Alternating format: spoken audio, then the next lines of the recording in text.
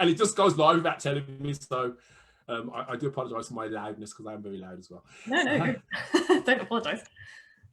Right then, I think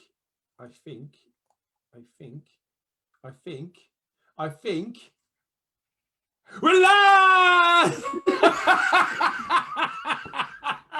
Oh, good morning, Love Sales, Hate Selling members. Good morning. Thank you so much for joining me and the one and only Vicky Fraser of Moxie Books, who helps to turn tears and tea into books. Yes. Vicky, thank you so much for joining us today. Thank you, Marie Jenkins, for putting me in touch with Vicky. Marie, I'm going to send you a special prize. I'm not sure what it is yet, but I will think of something. But Vicky, before we start, I know you're pushed for time. Before we start, we need to do a pose for Facebook.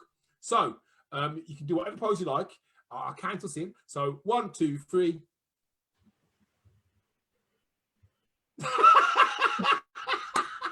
That was fantastic. Right, guys, if you're watching on replay, I'm joined by the wonderful Vicky Fraser of Moxie Books, who helps to turn tea and tears into books. If you have any questions, please ping them over. Vicky, when we finish, will be dropping all of her links and contacts into the comments. So if you guys want to speak to her directly, then you can. But hey, let's get started, Vicky, as I know you're a busy lady. So, Vicky. Nigel. Tell the members, please, what do you do for a business? Well, thank you. First of all, thank you for having me. It's lovely to be here. Thank you. And I, like you just said, I turn tea and tears, mostly other people's tears, into books. So I'm a writer and a ghostwriter and a writing coach and mentor, and I help business owners and non-fiction writers to get their stories out of their heads and onto paper. Fantastic. So the tea and tears, I mean, the tears bit really intrigued me. I mean, you get people breaking down and, oh my God, is that what happens? Well, I mean, there comes a time in the writing of every book where you just want to set fire to the entire world. And so it's at that point and you're just like, what am I doing? Because writing a book, it's a wonderful thing to do, but it's really bloody difficult. And so, you know, whenever I hear somebody say, oh, it's really easy, anyone can write a book, I just want to kind of, because it's a really difficult thing to do. It's hard, and although it's enjoyable, there will come a time where you're just like, I can't do this anymore. Some people have that moment right at the beginning, some people have it right at the end, some people have it halfway through.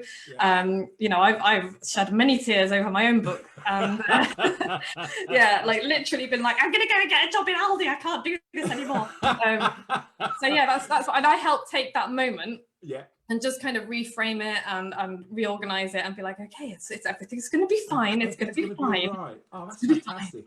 That's fantastic. So you sound like you've got a little bit of a psychologist in you as well. If you're bringing people's like emotions out of them when they're doing this book, it sounds like you're really digging deep and getting to those kind of corners that they thought they'd hidden away from the world. I do like to poke people in their painful parts. Yeah. Oh, fantastic. Oh, I'm the same with my students on my program, and most of them hate me now. But I don't care. I'm here to help, not to be your friend. Well, I mean, you're in sales, you know, it's all about psychology. It's all about how human brains work. And yeah, it's absolutely. And the biggest problem with human brains is that they're constantly fighting with the human. I want to do this, but my head's telling me not to do it. Anyway, we won't go there. So, Vicky, obviously you've written your own book, but I mean, what was your inspiration to start this business helping others? Do you know what? It's been such a long journey because my background is a direct response copywriter. That's what I did before. I was a copywriter, copywriter and marketer, and I was good at it, but I didn't love it enough to become great at it. And so I spent quite a long time just kind of doing work that I didn't hate it, but I didn't really love it. And sometimes, if I'm honest, I did hate it. And then one of my clients asked me, I want to write a book. Can you write me a book? And I had no idea how to do it at the time. And I was just like, yeah, that sounds great. And I went, yeesh. But I found out how to do that. So that was 6-7 years ago now, and wrote that book. It was kind of fine. I've still got it. It's like my little first ever book, and I've come a long way since then. And so it's cute. But I'd done that, and then I thought that's a bunch of the books that I've written for people on the shelf behind me. Wow! Or that I've helped to write. That's fantastic. Yeah, and so after that very first book, I was like, right, well, I quite enjoyed that. And then my mentoring group, my mentor was like, why don't you write a book? And I was like, oh gosh, really? Can't possibly do that, which is most people's reaction to the idea of writing a book. And I stood up in front of them and said, okay, in 90 days, I'm going to have my book written. And I did. And then by that time, I was also ghostwriting for other people. I was doing a lot of learning. And it was and so that was like, people were like, oh, you should be doing this for a living, you're really great at it, blah blah blah. And I was like, no, I'm a copywriter. And it was a meltdown in a field in France about 3 years ago. A meltdown in France, oh my god. I know. I was surrounded by French beer and cheese and my long-suffering and amazing husband, and I was in tears, and I was like, I want to go home, because I was just like super stressed, and he was just like, have a beer, chill out, what's up?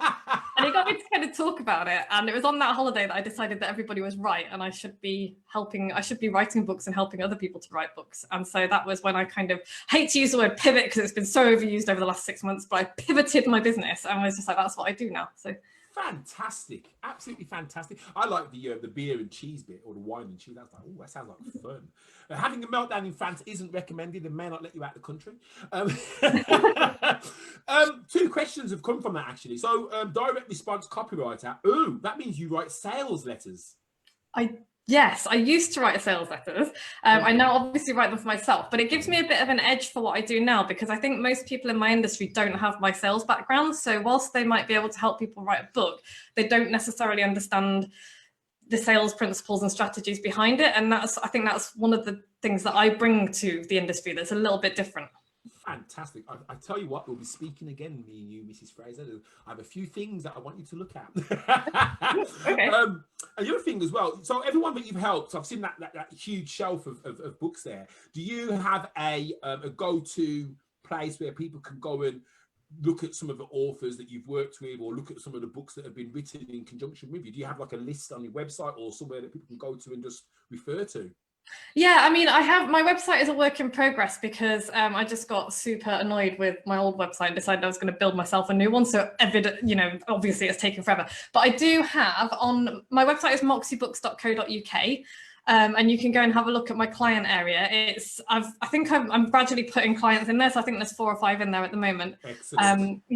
So that's building as I get round to interviewing people. And so why did you do a crazy thing like decide to build your own website? Just joking. So Vicky, tell us about some of the challenges you've had to overcome. I mean, obviously the meltdown in France was probably one of them, but have you ever had any other challenges which have really kind of made you kind of question the whole world, the whole being? Yeah, I mean, this entire year has made me question the whole year and the whole being. But no, seriously, yeah, my own brain gets in the way. We mentioned at the start that human brains get in the way. And the biggest problem that I face and that my clients face is just that idea of who the hell am I to write a book? Who's going to want to hear what I have to say? Like, everything I do is crap. And, that people look at writers and think, oh, they don't suffer from that kind of thing. That's not true. We absolutely do. But we have ways of working through it and carrying on. Everybody has imposter syndrome.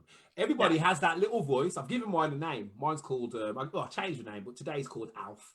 And Alf will say, Nigel, you don't want to send that postman. They won't like it. And I'm like, shut up. And it means you're human.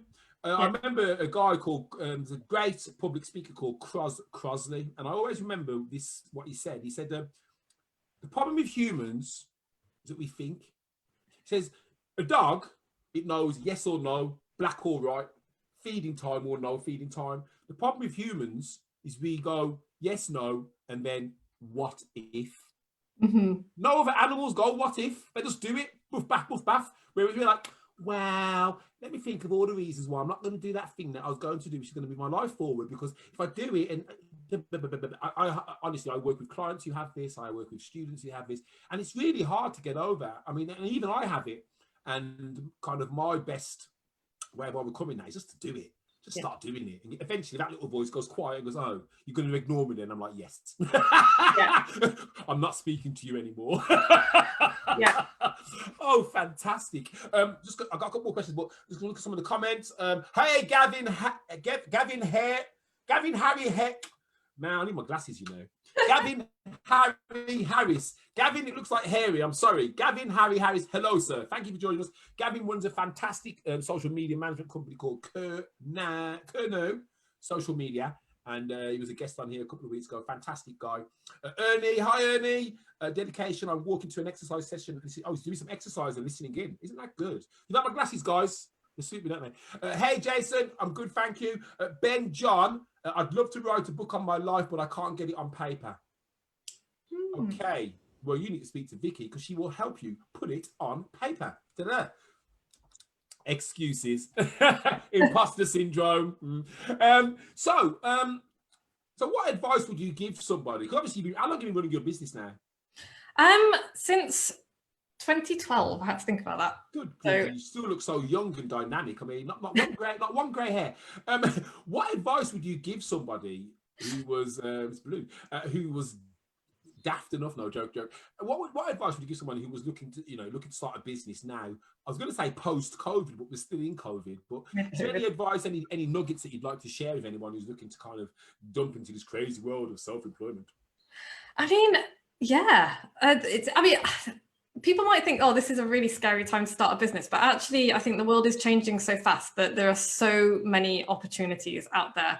And having the courage to look at how the world is changing and what we're doing, and look at the trends that are coming out. Have a look, see if you can get ahead of them, see what people are asking for, see what people are crying out for. And I think one of the biggest things that people are struggling with at the moment, whatever business you might be thinking of doing, is that human connection, because we're obviously all finding it really difficult being isolated. So anything that you can do that brings human beings closer together and forges a bigger understanding, like a greater understanding, and more kindness, more empathy, more listening, all of that kind of thing. There's opportunities out there. If you're listening, looking for them, and you're thinking, oh, should I do this? Should I not do this? First of all, banish the word should from your vocabulary because it's a horrible word. And secondly, think about, how could I do this? And like that what if voice, what if it doesn't work? Flip it and be like, well, how can I make it work? What happens if it does work and you can retire at the age of like 35 or 45, whatever age you want to retire? Yeah. Absolutely fantastic. And you're right, what people are forgetting is that 5G is now out. Every time that we've had a new level of connectivity, the world has changed. So if you look at the difference between 3G and 4G, well, without 4G, you wouldn't have all these apps like Facebook and YouTube. If you think of the things we can do on our phone now that we couldn't do 10 years ago with 3G, well, 5G is going to make what we're doing now look like, oh, is that all you could do in the year 2020? Because it's going to really change. I mean, you're talking about surgeons being able to perform operations and not being in a room because of all this connectivity and, 3D printers. Yes, they've been a bit of a fad, but I tell you for now, a lot of companies are using 3D printers to create products. I mean, I know of one airline company that uses 3D printers to create bits for their wings. Yeah. Now, would you fly in a plane that's made out of plastic off a printer? Probably not, but you don't know about it. But as a cost-saving exercise, because it can be done in-house, so mold is absolutely perfect. So you're absolutely right.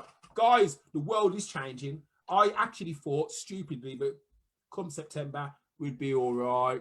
This COVID thing would be over, back to normal. The reality is we're never going to go back to normal. So, like Vicky says, think of what's out there, think of what people are asking for. And if you can plug that gap, plug it.